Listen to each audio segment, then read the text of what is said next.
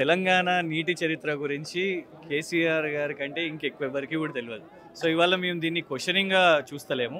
2014 కేసీఆర్ గారి కంటే ముందు, తెలంగాణ రాకంటే ముందు నీటి పరిస్థితి ఏంటిది, తర్వాత ఆఫ్టర్ కాళేశ్వరం బిఫోర్ కాళేశ్వరం ఏంటిది అనేది ఇవాళ డెఫినెట్గా లోపల ఒక పవర్ పాయింట్ ప్రెజెంటేషన్ నడుస్తుంది అని పూర్తి కాన్ఫిడెన్స్ మాకున్నది.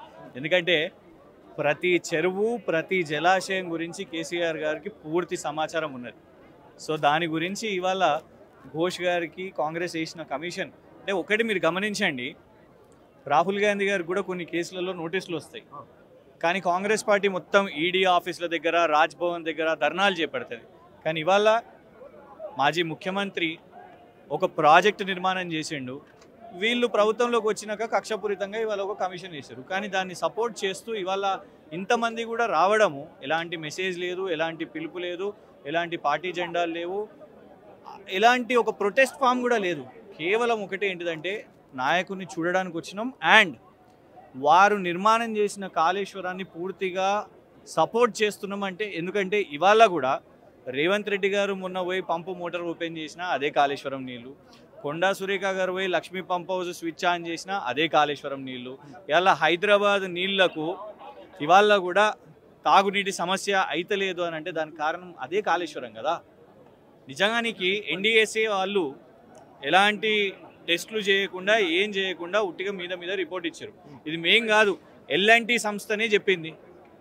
ఇదే ఎల్ఎన్టీ సంస్థ ఇవాళ మనం ముంగట ఇక్కడ కనబడుతున్న ఇక్కడ మెట్రో ఇదంతా కూడా నిర్మాణం చేసింది ఎవరు? ఎల్ఎన్టీఏ. ఏఐసిసి ఆఫీస్, కాంగ్రెస్ ప్రధాన కార్యాలయం కట్టింది కూడా ఎల్ఎన్టీఏ. ఆ ఎల్ఎన్టీ వాళ్ళే మీ రిపోర్ట్ని తీసిపడేసారు. పోనీ మీరు ఇదే విచారణ చేపడుతున్నారు కదా, మేము సపోర్ట్ చేస్తున్నాం. మరి ఎస్ఎల్బిసి టనల్ 8 మంది మరణించారు. యాంబర్ రిపోర్ట్ చాలా స్పష్టంగా చెప్పింది, రాక్స్ ఉన్నాయి, మాయిస్ట్ ఉంది, మీరు దీన్ని నిర్మాణాలు చేపట్టకండి ఇక్కడ అని యాంబర్ రిపోర్ట్ చెప్పినా కూడా ప్రభుత్వము, కాంగ్రెస్ ప్రభుత్వం దాని నిర్మాణాలు చేపట్టిన అనంతరం 8 మరణాలైనవి. ఇవాళకి కూడా 6 శవాలు ఇంకా బయటికి రాలేదు. దాని మీద విచారణ ఉన్నదా? సుంకిశాల కొలాప్స్ అయింది, దాని మీద ఎలాంటి ఎంక్వైరీ లేదు, ఇన్వెస్టిగేషన్ లేదు, కమిషన్ లేదు. రాఘవ కన్స్ట్రక్షన్స్కి మేఘా వాళ్లకు Kodangal lift irrigation cake piece cut చేసినట్టు సగం వాళ్ళిద్దరికి కూడా కాంట్రాక్ట్స్ ఇచ్చారు, దాని మీద విచారణ లేదు. కానీ కాళేశ్వరం మీద విచారణ ప్రిపేరే కాలేదని చెప్పారు కదా ఉత్తమ్ కుమార్ రెడ్డి గారు గతంలో. ఏం అవగాహన ఉన్నదండి? ఇవాళ రేవంత్ రెడ్డి గారికి ఏం విజన్ ఉన్నది చెప్పండి. ఇప్పుడు కాంగ్రెస్ నాయకులు అంటున్నారు 1,00,000 కోట్లు అవినీతి చేసిన ఒక అవినీతి పరుడికి నోటీస్ ఇస్తే ఎందుకు బీఆర్ఎస్ నాయకులు కానీ వాళ్ళ కార్యకర్తలు కానీ ఇంత హంగామా చేస్తున్నారు అంటారు కాంగ్రెస్ నాయకులు. అసలు నిర్మాణం జరిగిందే 88,000 కోట్లు నంబర్ 1. అందులో ఆ ప్యాకేజ్లో ఇప్పుడు కాళేశ్వరం మొత్తం అవినీతి అంటున్నారు కదా, మరి ఇక్కడ పొంగులేటి శ్రీనివాసరెడ్డి గారు కూడా ఉండాలి కదా. ఇక్కడ ఆయన కూడా ఒక కాంట్రాక్టరే కదా, ఆయనకు కూడా కాంట్రాక్ట్ వచ్చింది కదా, మరి వారు కూడా అవినీతి పరుడు అన్నప్పుడు వారు ఇక్కడ ఉండాలి. పోనీ ఇంకొకటి, సబ్ కమిటీలో ఉన్న ఈటల రాజేందర్ గారికి నోటీస్ వచ్చింది, వారు వచ్చిండ్రు, చెప్పిపోయినరు.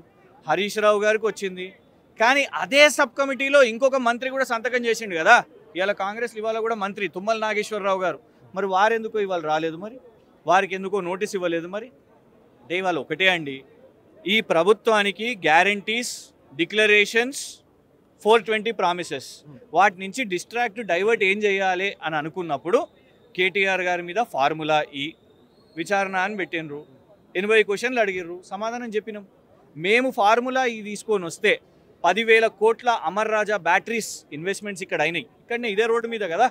800 కోట్ల రెవెన్యూ వచ్చింది. నువ్వు చేసిన మిస్ వరల్డ్తో ఏమైంది? మిస్ ఇంగ్లాండ్ పోయి మీ కాంగ్రెస్ నాయకులు మిస్బిహేవ్ చేసిర్రు అని మిస్ ఇంగ్లాండ్ చెప్పింది. ఒక్క ఈవెంట్ చేయలేకపోయినావు నువ్వు, దాంతో ₹1 వచ్చింది లేదు, బద్నామీ వచ్చింది. పోనీ హరీష్ రావు గారి మీద కేసు వేసిర్రు. నిన్న కదా హైకోర్టు చెప్పింది అది తప్పుడు కేసు, ఫోన్ ట్యాపింగో ప్యాటింగో ఏదో చెప్పిండు, అది ఒక కేసు అని చెప్పారు. దాన్ని హైకోర్టు కొట్టిపడేసింది. ఇలా కేసీఆర్ గారిది కూడా ఆ ఛత్తీస్గఢ్ కమిషన్ వేసిర్రు, దానికి సంబంధించిన కమిషన్ చైర్పర్సన్ గారిని సుప్రీంకోర్టు తొలగించింది, ఎందుకంటే పొలిటికల్ స్టేట్మెంట్స్ ఇచ్చారు కాబట్టి. ఇప్పుడు దీన్ని కూడా నువ్వు ఈ సంవత్సరం నరలో పాలన వదిలేసి నీ పాలన అంతా కూడా ఏంది, పాపం పోలీస్ ఫోర్స్ని మా మీదకి యూజ్ చేయడం, ఫాల్స్ కేసెస్ పెట్టడం, రకరకాల వాళ్ళను ఎంక్వైరీస్ అని, అరెస్ట్లని, ఇవన్నీ కూడా చేయడం. ఒకటి నంబర్ 1, ఇది జ్యుడిషియల్ కమిషన్ కూడా కాదు, ఇది ఒక పొలిటికల్ పార్టీ గవర్నమెంట్లోకి వచ్చినాక ఒక రిటైర్డ్ జస్టిస్తో పెట్టిన కమిషన్. దీని రికమెండేషన్స్ వాళ్ళు ఇస్తారు. ఆ రికమెండేషన్స్ని మేము కూడా డెఫినెట్గా లీగలైజ్గా మేము సమాధానాలు చెప్తాము. కానీ ప్రజల్లోకి వెళ్ళింది అని అనుకుంటే ఒకవేళ మీరు గమనిస్తే మాకు వాళ్లకు 1% 1 to 1.5% ఓటింగ్ తేడా మాత్రమే. అంతే ఉంటే రేపు సర్పంచ్ ఎన్నికలు, స్థానిక సంస్థల ఎన్నికలు వస్తాయి కదా, తెలిసిపోతుంది. ఎందుకంటే మీరు ఏ బేసిస్గా అయితే ప్రచారం చేసిర్రో ఇవాళ మీరు నీళ్ళు ఇవ్వడంలో మీకు ఇబ్బంది అవుతుంది, కరెంటు కోతలు ఉన్నాయి, రైతు బంధు పథకము, రైతు రుణమాఫీ కానివ్వండి, రైతు బీమా కానివ్వండి, అయితే ఇస్తే 0.5% ఇస్తారు, లేకపోతే ఆపివేస్తారు. ఇవన్నీ కూడా అంశాలు ఉన్నాయి. కాబట్టి ప్రజల్లో వాళ్ళు వెళ్ళే పరిస్థితి ఉన్నదా, మేము వెళ్ళే పరిస్థితి ఉన్నదా? వరంగల్ సభనే దానికి పెద్ద పెద్ద టెస్టిమనీ కదా. 88,000 కోట్లు నిర్మాణం కాళేశ్వరానికి అయిందని చెప్పారు. 30,000 కోట్లతోటి 86 లక్షల ఒకటి ఫిక్స్ అయిదాం. మేం కాదు, వాళ్ళు లెక్క పెట్టిన తర్వాత రిపోర్ట్స్, ప్రభుత్వం ఉన్న రిపోర్ట్సే, కేంద్ర ప్రభుత్వం కూడా లోక్సభలో కూడా చెప్పిందే కదా. ప్రభుత్వం రిపోర్ట్స్ 88,000 కోట్లు. సరే, మరి 30,000 కోట్లతోటి మొదటగా ప్రారంభమైన కాళేశ్వరం 88,000 కోట్ల దాకా చేయడానికి కారణం? ప్రాణహిత చేరవెల్ల ఎంతతోని మొదలైంది, ఎంత దాకా పోయింది? 8,000 కోట్లతోని మొదలు చెప్పి 28,000 అని చెప్పారు. కనీసం ఆ ప్రాజెక్ట్ అనుమతులను తేగలిగిరా? దేశంలో కాంగ్రెస్, ఉమ్మడి ఆంధ్రప్రదేశ్లో కాంగ్రెస్, మహారాష్ట్రలో కాంగ్రెస్ అనుమతులు కూడా తేలేకపోయారు. మేడిగడ్డ బ్యారేజ్ లో 2 పిల్లర్లు కుంగిపోయినాయి, మిగతా అన్నారం సుందిలలో బుడగలు వచ్చినాయి అంటే మరి వాటితో వీడియోలతో సహా ప్రభుత్వం చూపిస్తుంది, వీడియోలు ఫోటోలు. వాటి మీద అభిప్రాయం? అసలు ఫస్ట్ ఆఫ్ ఆల్ కాళేశ్వరం అంటే కేవలం 2 పిల్లర్లు కాదు. కాళేశ్వరం ఎక్కడనో కేవలం మేడిగడ్డ దగ్గర దాకా లేదు, తుంగతుర్తి దాకా దాని నీళ్లు ప్రవహిస్తుంది. సో స్థిరీకరణ కానివ్వండి, స్టోరేజ్ కానివ్వండి, 15 అందులో రిజర్వాయర్స్ ఉన్నాయి నీళ్లు స్టోరేజ్ చేసుకోవడానికి. కుంగింది అని ఒకటి అయినప్పుడు బాధ్యత ఏంటిది? నువ్వు అట్లనే చూసి మురిసిపోయి ఇంకో 10 కుంగాలి అని కోరుకునేటోనువా? అది ఒకటి అయితే దాన్ని రిపేర్ చేద్దాం అనుకునేటోనువా? నాగార్జున సాగర్ వాళ్ళంతా చెప్పుకునేటప్పుడు మరి అది కట్టినప్పుడు ఎన్ని ప్రాణాలు పోయినాయి? ఆఖరికి నువ్వు పంజగుట్ట ఫ్లైఓవర్ కడితేనే కదా ఆ టైంలో కూలిపోయింది. ఇంత పెద్ద ప్రాజెక్ట్ మార్బీ బ్రిడ్జ్, నరేంద్ర మోదీ గారి గుజరాత్లో 150 మంది చనిపోయారు మార్బీ బ్రిడ్జ్. మరి దాని మీద విచారణ అయిందా? ముఖ్యమంత్రిని పిలుచుకోరా ఎవరైనా విచారణ? రిపోర్ట్ కూడా కనీస ప్రామాణికాలు పాటించలేదు, డిజైన్ మార్చారు. ఇది ప్రకృతి రాబోయే రోజుల్లో ప్రకృతి విపత్తుగా పరిగణిస్తుందని చెప్పేసి వాళ్ళు బయట గడ్కరీ గారిని కూడా విలువండి ఎన్డీఎస్ఏ. ఎందుకంటే సంతకం పెట్టింది ఆ రోజు జలవనరుల శాఖ మంత్రి గౌరవనీయులు గడ్కరీ గారు. సిడబ్ల్యూసి కమిషన్ కూడా సంతకం పెట్టింది కదా మరి దాని మీద. మరి వాళ్ళందరినీ కూడా విలువండి. రీడిజైన్ చేసింది ఎప్పుడు? మహారాష్ట్ర వాళ్ళు ఒప్పుకున్న తర్వాత, కాంగ్రెస్తోని చేత కాకపోతే ఆ తర్వాత మేము మహారాష్ట్ర అప్పటి ప్రభుత్వాన్ని ఒప్పించి అక్కడ ప్రజలను కూడా రిక్వెస్ట్ చేసుకొని ఆ తర్వాత దీన్ని నిర్మాణం చేసుకుందాం. కానీ వీళ్ళు ఎంతసేపు ఆ రోజు నుంచే ఎప్పుడు కూలుతుందా ఎప్పుడు ఏమవుతుందా అనేదే ఉన్నది. కానీ నిజంగా ఇవాళకి కూడా ఏమని చెప్తుంది? రిపేర్స్ చేయండి అని చెప్తుంది. దీంట్లో తప్పిదం ఎవరిది అనుకుంటారు? అంటే మీరు ఇంజనీర్లది అనుకుంటారా? అంటే ప్లానింగ్ ఇచ్చింది వాళ్ళే అని హరీష్ రావు గారు కూడా విచారణ తర్వాత ఇంజనీర్ల ప్లానింగ్ ప్రకారమే జరిగిందని క్లియర్గా మీడియా ముందు చెప్పడం జరిగింది. భయం, మనం అందరం ఇల్లు కట్టుకుంటాం. ఇల్లు కట్టుకున్న తర్వాత మేస్త్రి ఇల్లు కట్టేసిండు, కథం నా పని అయిపోయిందని అనుకుంటామా? ప్రతిరోజు ఎందుకు దాన్ని ఉడుచుడు ఎందుకు ఉంటుంది, మాపింగ్ ఎందుకు ఉంటుంది, బూజు పడితే తుడుచుడు ఎందుకు ఉంటుంది? ప్రతిరోజు మెయింటెనెన్స్ చేయాలి కదా. అలాగే ఆ ప్రాజెక్టు నిర్మాణం చేసినప్పుడు కొన్ని కిలోమీటర్లు, 100 కిలోమీటర్లు ప్రవహించే ఆ ప్రాజెక్టు డైరెక్షన్ కల్పిస్తున్నప్పుడు మీరు దాన్ని మెయింటెనెన్స్ చేయాల్సిన బాధ్యత మీకు లేదా?